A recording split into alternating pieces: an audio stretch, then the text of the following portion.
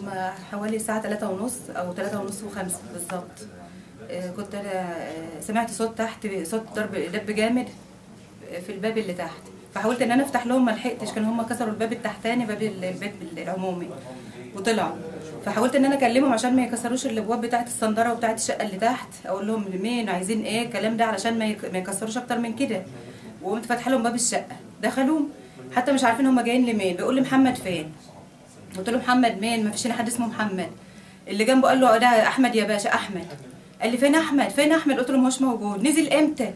لحق التليفون جاله مش عارفه ايه، كلام من ده وكلام يعني ما يصحش ان يتقال، وشتيمه وكلام فارغ. وبعدين قلت له هو مش هنا من بدري. قال لي لا، ده نضارته موجوده وهدومه موجوده، دليل ان هو كان موجود. قول لنا هو فين بالظبط، هو فين؟ وقعدوا يعني يزعقوا ويتكلموا بطريقه مش كويسه وموجهين عليا السلاح. كان عددهم كبير، يعني مجموعه كبيره اللي هم لابسين الاسود دولت، في مجموعه منها ملثمه ومجموعه ثانيه وشها مكشوف ومعاهم الآلي، وفي حوالي 5 6 بلبس ملكي ومعاهم مسدسات في جيوبهم. ودول انتشروا بقى في البيت، كل مجموعه بتدور في حته. فانا كل ما اجي ابص على اوضه الاقيهم بيقلبوا في حاجات، يعني هو الشخص مش موجود وواضح ان هو مش موجود. طب بيقلبوا ليه تحت المراتب وفي قلب الدواليب وفي الادراج؟ وبيفتشوا على ايه؟ شنطه ايدي يقلبوها ليه ويفتشوا في السوست فيها ويفتشوا على حاجه؟ كان بيدوروا على ايه؟ جايين يفتشوا على شخص جوه شنطه ولا جوه دولاب؟ دول جايين يسرقوا. وشتيمه وقذاره وقله ادب. لقوا النضاره بتاعته من غزتهم كسروها، الصوره بتاعته كسروها. ساعه ما لقوا صوره الدكتور مرسي متعلقه على الشباك بره اتجننوا بقى يشتموا بالفاظ ما يصحش تتقال، واخدوا الصور معاهم وهم نازلين، وابن وقعدوا يشتموا فيه. وبعدين قالوا لي اتصلي بجوزك. قلت لهم معيش موبايل، وكان الحمد لله بفضل الله عملت التليفون صامت. قلت لهم معيش موبايل، اتصلي بيه وقولوا له يجي الوقت اهو. قلت لهم ما معيش. قال لهم يدوروا تحت التلفزيون، يكسروا لها التلفزيون عشان تعرف تبقى طريق الموبايل. قلت لهم ما عنديش موبايل من اصله. المهم طول ما هما بيفتشوا وبيدوروا وانا بكبر في وشهم الله اكبر الله اكبر على من طغى وتجبر. فما كلمونيش بصراحه، لما يعني ما لا صرخت ولا عملت اي حاجه زي اللي الناس بتعملها. الحمد لله ربنا ثبتنا وصبرنا. طلعوا يدوروا فوق، دوروا في دولاب المطبخ، بيفتحوا الدرف بتاع دولاب المطبخ ويدوروا فيها، مش عارفه بيدوروا على ايه. طلعوا فوق ونزلوا تحت برضو، كسروا كل حاجه، كل ما يقابلوا حاجه يكسروها وهم نازلين بيشتموا.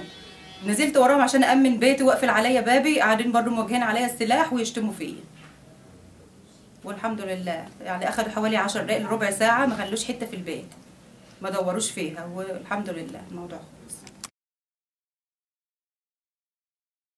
اول لما الشرطه دخلوا قعدوا يخبطوا على الباب وقعدوا يقولوا افتحي. فقامت امي رد عليهم وقالت لهم عايزين مين؟ قالوا لها عايزين محمود. ففتحت. فاول لما دخلوا انتشروا في البيت. وبعدين امي قامت قايله لهم انتوا بدل ما تشطروا علينا روحوا تشطروا على البلطجيه اللي هم قاعدين يبوظوا في البلد ويقتلوا في الناس. فقام قايل لها اسكتي وقال لها لفظ وحش يعني. فقامت قايله له انت بتقولي اللفظ ده المفروض انت تقوله لناس تانية كتير، انا مش كده. وبعدين قام قعد يزعق فيها وقام موجه القناصه ناحيتها. وبعدين بعدها طبعا ملوش حاجه فطلعوا على السطح.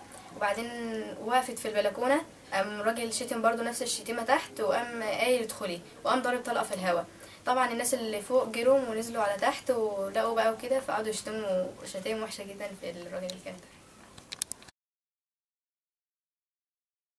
قاموا داخلين لنا الأوضة ووجهوا القناصة في ناحية عمر وقناصة عليا أنا ومنى ودعاء، وقاموا رازعين باب البلكونة. ويعني أمي قالت لهم ما تعملوش كده عشان العيال نايمين. أما هم داخلين على طول وقاموا فاتحين النور وقاموا رازعين باب البلكونة. فصحيت على صوت زعيق، لقيت امي بتشاكل مع ضباط الشرطه، والام كانت بتقول لهم اسكتوا بقى عشان الولاد نايمين. ففجاه قاموا دخلوا على طول، ولقيت ضابط ملثم حطت البندقيه في دماغي. فصحيت مفزوعه وقعدت اترعش، وامي قعدت تهدي فيا وتقول لي ما تخافش احنا مكملين.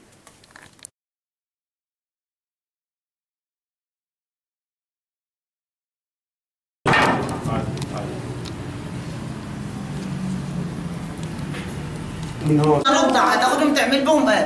هتاخد العيلان الصغيرين تعمل بهم ايه يعني؟ قال لي اخدهم عشان ابوهم يجي يسلم نفسه، او اخد اي حد من اخواته، يعني المهم اللي مالهمش في الدار برضه عايز ياخدهم. يعني جايين مستبيعين زياده عن اللزوم. اهانتنا وضرب. واللي تتكلم فين الموبايلات اللي اتكسرت؟ اهانتنا وضرب. فين الموبايلات اللي اتكسرت؟ ياخدوا الموبايلات يكسروها ويردوها ويرموها ويقولوا ليه دلوقتي اهو يا اما هناخد العيال الصغيرين وناخد اخواته التانيين. طب ليه؟ عملوا ايه؟ نقول حسبنا الله ونعم الوكيل فيهم وربنا ينتقم منهم وينتقم من السيسي واللي فوضوه ومن علي جمعه ومن بابا الازهر